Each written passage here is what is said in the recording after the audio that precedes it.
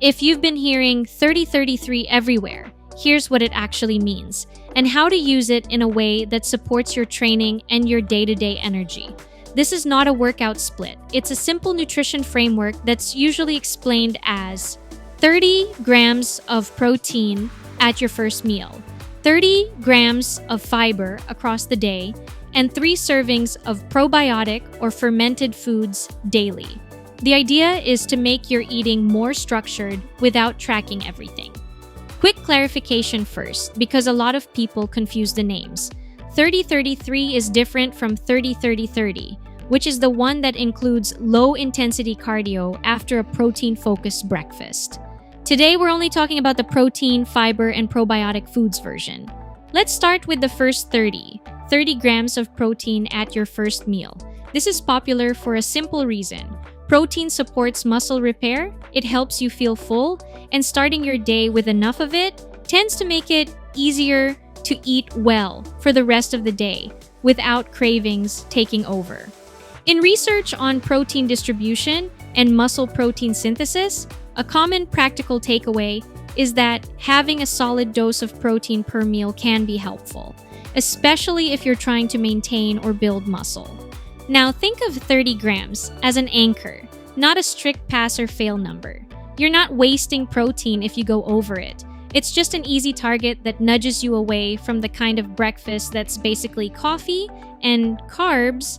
Then you're starving again by mid-morning. The goal is steadier hunger, better recovery, and fewer snack spirals. So what does 30 grams of protein look like in real life? Here are a few easy patterns you can rotate depending on what you actually eat. 1. Greek yogurt plus a couple of eggs. 2. A can of tuna or chicken with rice and a side. 3. Tofu scramble with an extra side of edamame. 4.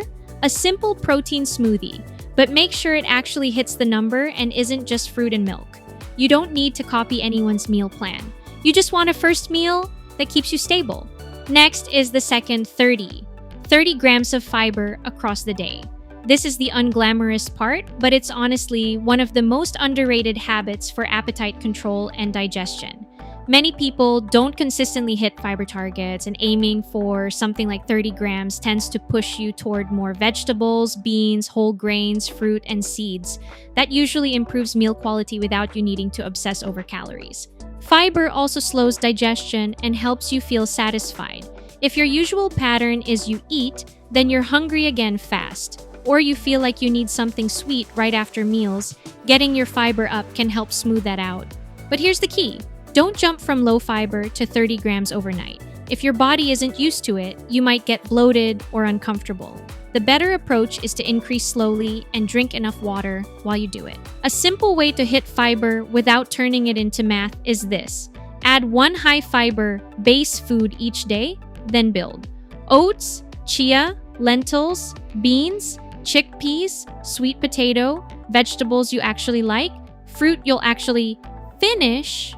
Even just adding beans to one meal and a bigger serving of vegetables to another can move you closer to that target. Now the 3 servings of probiotic or fermented foods daily. This is the gut health part, and it's the one that tends to sound the most intimidating, but it doesn't need to be dramatic. Fermented foods can help support the gut microbiome, and there's growing research interest in how fermented foods may influence gut diversity and markers linked to inflammation in some people. When people hear probiotics, they think supplements, but this method is usually talking about food first. Think yogurt or kefir with live cultures, kimchi, sauerkraut, miso, tempeh, even some forms of kombucha. And 3 servings does not mean 3 giant bowls.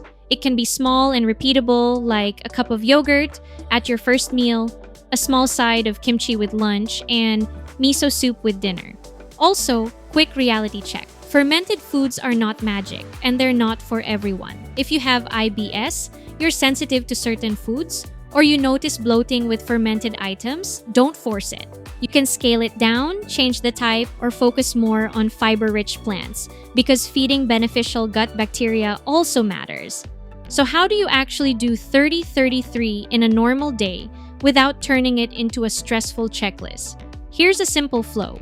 Start with the protein anchor at your first meal, then aim for fiber across your meals instead of trying to hit it in one sitting. And for probiotic foods, choose options you can repeat without getting tired of them. The method works best when it feels boring in a good way, easy, familiar, something you can do even on a busy week. Here's a realistic sample day, just to make it concrete. First meal, Greek yogurt with chia and fruit plus eggs on the side. That's protein, fiber, and one probiotic serving right away. Lunch, a rice bowl with chicken or tofu, lots of vegetables, and a side of beans or lentils if you can. Add a small side of kimchi, that's your second probiotic. Dinner, a simple protein, a vegetable-heavy dish, and miso soup on the side. That's your third probiotic serving. If you don't like miso, swap it for kefir earlier in the day. Same concept. Now, who is this method for? It's especially helpful if your energy feels up and down, you get intense cravings, you're lifting weights, and you want your food to support your workouts, or you're tired of complicated diet rules. It gives you structure that tends to improve the quality of your meals naturally.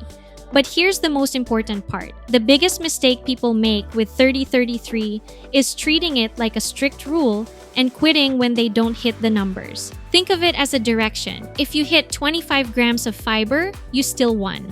If you only get one fermented food that day, you still improved your baseline. Consistency beats perfect targets. So if you want to try this without overhauling your life, pick just one part for the first week. If you're currently doing a low-protein breakfast, start with the first 30. If your diet is low in vegetables and whole foods, focus on fiber first. If digestion is your main issue, start by adding one fermented food a day and see how your body responds. That's the 30-33 method. 30 grams of protein at your first meal, 30 grams of fiber across the day, and 3 servings of probiotic foods. Simple on paper, but it's effective because it pushes you toward the basics that most people skip. If you want more research-backed videos like this, please subscribe to help the channel and like the video. And I'd love to hear your thoughts. Which part are you trying first, the protein breakfast, the fiber goal, or the probiotic foods? Let me know what worked for you. Thank you for watching.